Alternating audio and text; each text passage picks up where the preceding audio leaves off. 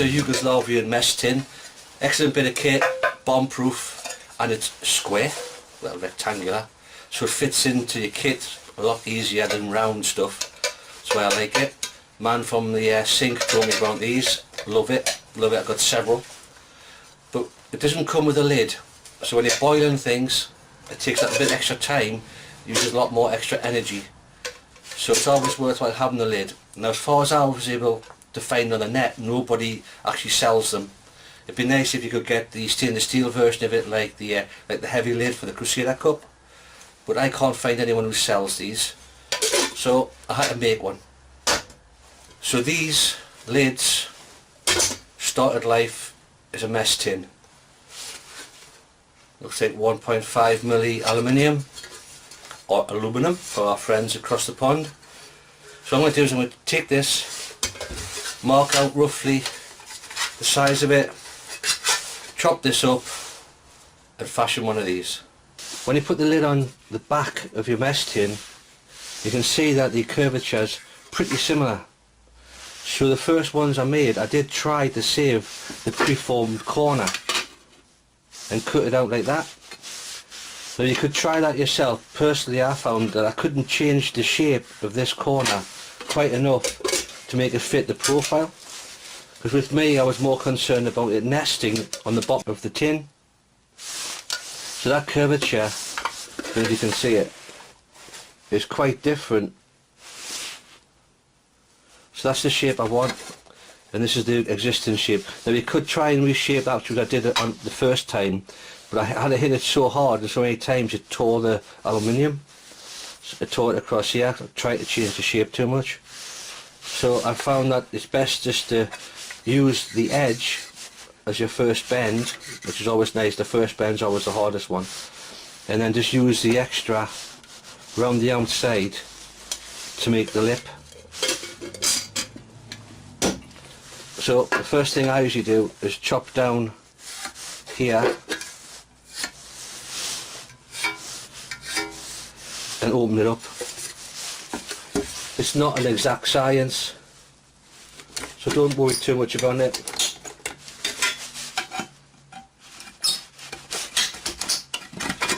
All you're doing is just getting stuck into it, getting it opened up.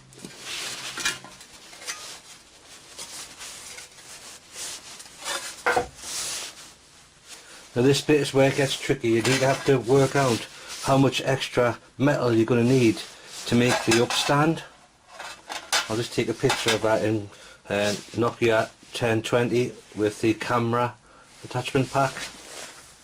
Useful bit of kit. I'll show you that photograph here. So from the photograph you can see you need to leave enough material to make the upstand. Oh no, I lost my pencil. Terrible start. In the original lid I've made the upstands 1 centimetre high, just less than ½ an inch. So when I put that on top of the donor tin, I need to leave 1 centimetre roughly to the side of it. So I'll just mark these corners off.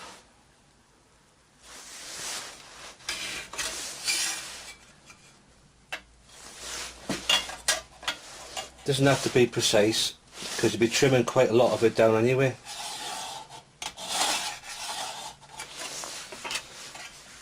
So you can see I've got it marked down to square, about 1 centimetre more than what I need, and I'm going to use this original bend as the first part of the lip here. I'll also mark about 1 centimetre down on the side. See, it's not an exact science because aluminium or aluminum is dead easy to work with. So my next job is just to cut along that line. So I'm just going to trim the excess off. Doesn't need to be pretty, just needs to be done.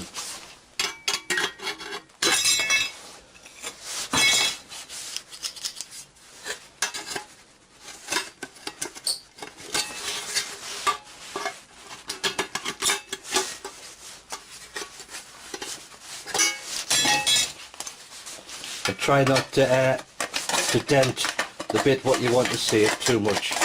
It's a bit fiddly, but it's not too bad.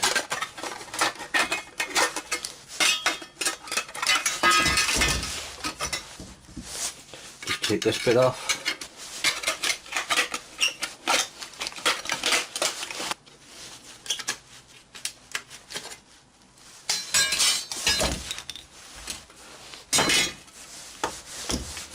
So there we have the donut bit of metal.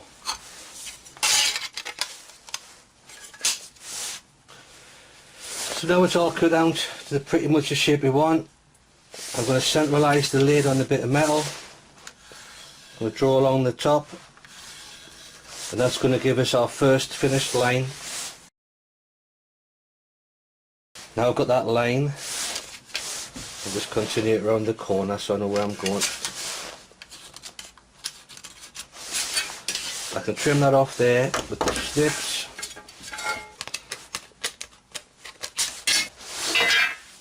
Okay, so there we are. That's the first half of it. That's 3 inch by 4.5. Just a bit of timber, a bit of scrap. You can use anything that's a bit of 3x2. That will work just the same. What I've done with this one is I've just shaped the edge. I've shaped the edge into a curve that loosely fits the curve on the tin lid.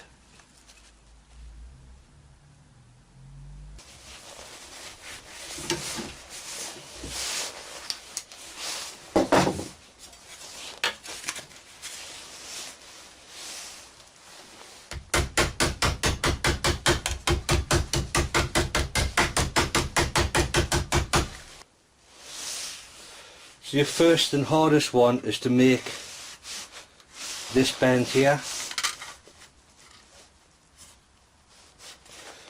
So what I did, there's my original marks about a centimetre wider than what I needed.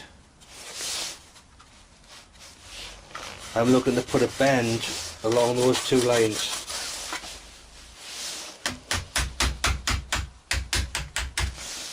So I'm taking the hammer and I'm knocking it along the line to put the bend in,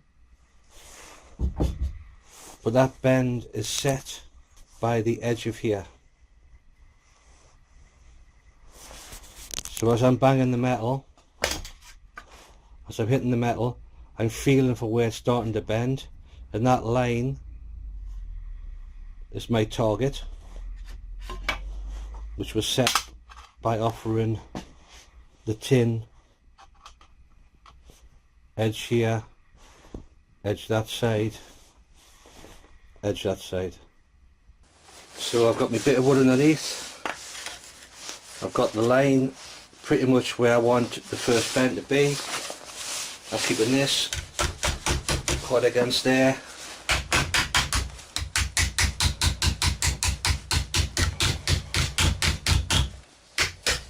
I'm feeling for the edge of the metal, feeling where it's starting to bend.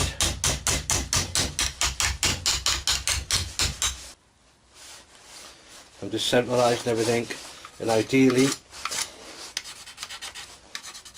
I'd like it to fold along that line there. There's other ways you can do it. You can clamp it between two bits of wood.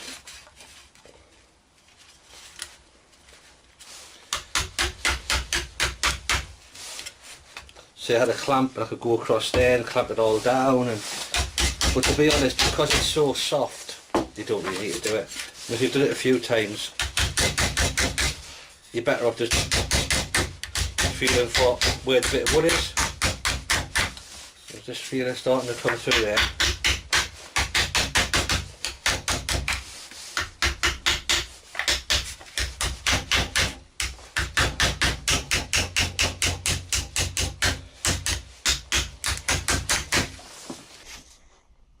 The metal on this corner is so long it won't let me bend it. You can see how it's going to crease.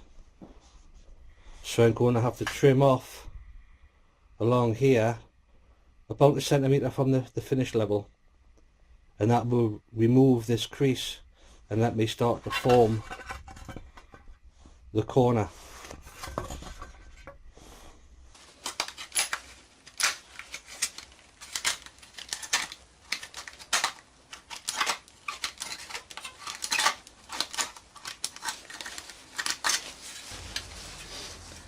You see, once I've cut the corners off and made them shorter,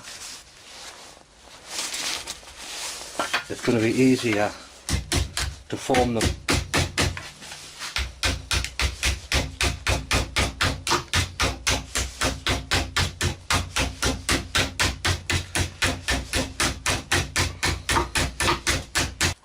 And make sure that the diameter and the width is right. You can change it if it's not quite right by moving the metal slightly past the edge of your wood and putting in a new bend.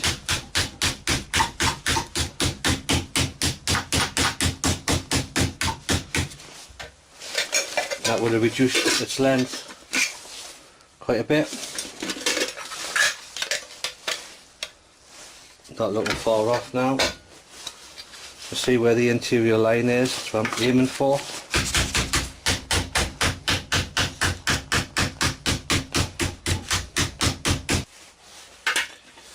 So I'm going to change from this block of wood to the one with the corner on.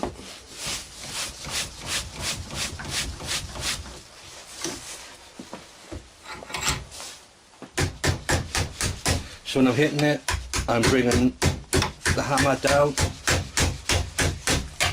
What happens is that it starts to stretch and it pulls it round the corner.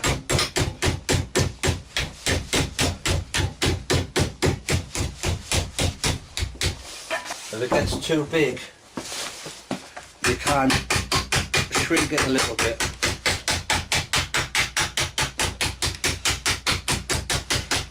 So I've used a rasp. It's quite a vicious file, and those big thick teeth take chunks out of the metal, right, and that's a process called shrinking. So when I hammered the corner out, it got very long because it stretched it, and that extra metal I couldn't get rid of, so I used the file, a rasp, to shrink the metal back to a nice tight corner. So there we are, pretty much starting to get into shape. That's what we're heading for. So next thing is to do some of the final cuts and trimming from here.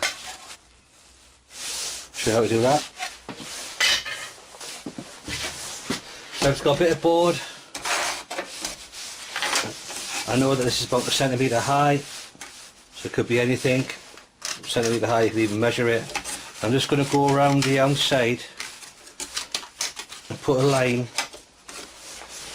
So you need to trim that off to the line. There's a couple of ways you can do that. You can use your snips if you want to. You can use a hacksaw and just take it off to just above the line. Or if you want to be lazy, use an angle cutter with a cut off disc. So I'll do that. I'll turn the noise down, be back in a sec.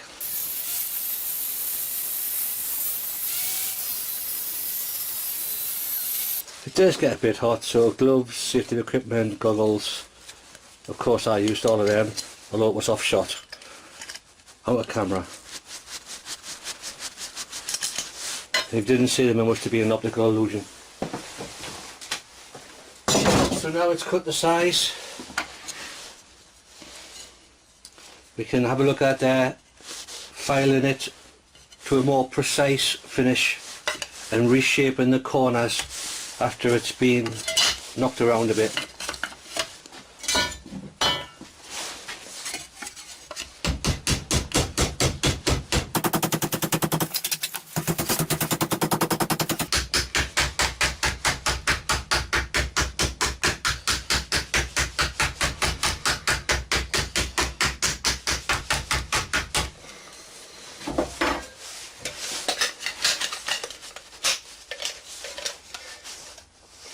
Just offer it up to shape, see how far you've got to move it around a bit. That bit's still a bit high. Lengthwise looks quite good. You can see inside there we've got quite a big overlap. So I need to tweak this side in, shrink this corner. It's called Fettling. So I'll fettle this and I'll get back in a second.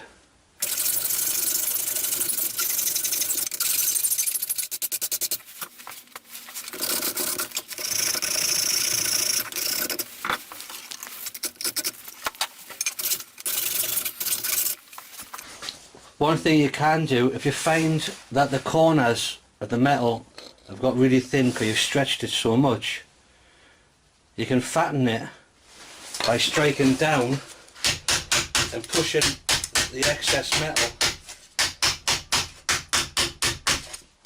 back in and thickening the walls.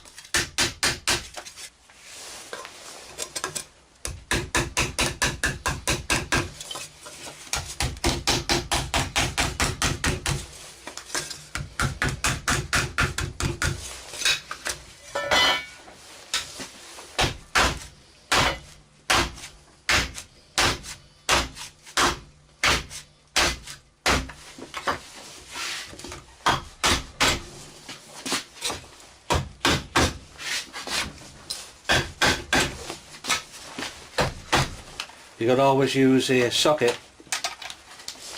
If they're your sockets, you can use any one you like. If not, this is an impact socket.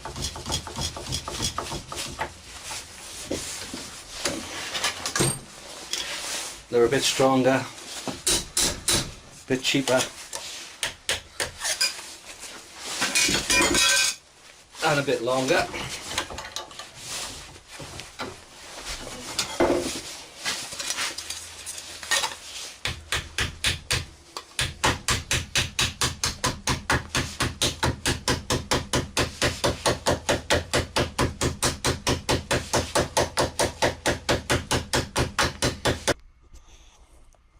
So you can see here that there's marks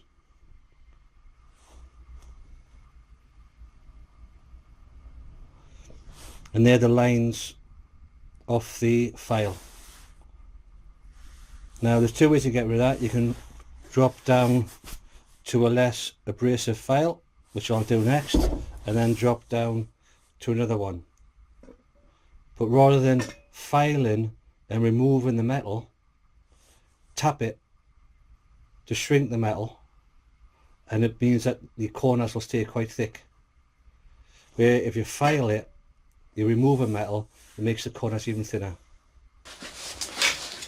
So I've beat all the corners to get rid of all the large marks. See, the marks are still there, they're not quite as deep, so their marks we can then file off or sandpaper off, which I'll do next. I'm using a 180 grit paper.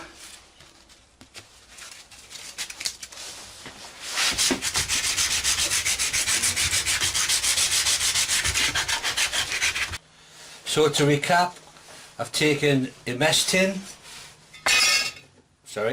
taken the mess tin, chopped it up,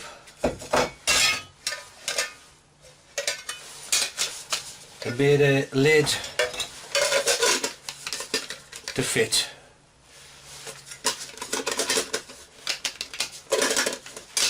Actually the second one I made is better fit. I might keep that one. Sorry Darren. No, I won't do that. Which one's mine? That one's mine, the dirty one. So there you have it. Obviously with the tin lid, the water heats up quicker, stops leaves from falling into it. And a push, it gives you a little surface to chop things on, to store things when you're cooking. It nests on the bottom. Obviously the rest of the kit goes inside of it, and then there's a plastic cup. It's all hooked on, so that can go into its pouch, take up no room. nowhere near as heavy as the Crusader mug, the heavy lid. Nowhere near as expensive either, but does the same job. You could put a handle on it if you wanted to, but I found that it would interfere with the bag, stop you from putting the kit all the way into the bag, so I haven't put a handle on it. But there we are. I hope you get a chance to make one. It makes a big difference to your brew times, stops the heat from escaping, makes your cup of tea quicker. This one is going to Darren from Darren Coombs Interviews. I'll put his link on the bottom. He did drop a subtle hint. I did promise, sorry Darren, it took a couple of weeks, I've been quite busy. It is Christmas. But if you send us your, if you PM me your address, I'll bang this one in the post. Depends on how long the postie man has off for Christmas when you get it. But hopefully not too long. So there we go. From mess tin to mess tin lid in a blink of an eye, or more or less. But not a difficult build. Sometimes if you're not careful you might get a crease. Not that you can see that, I'll show you in the picture. Sometimes you get creases on the corner and they're difficult to get out. It's best not to hammer them out or try to fix them. Just leave the crease in, gives it a bit of character, and you get to know which one's yours.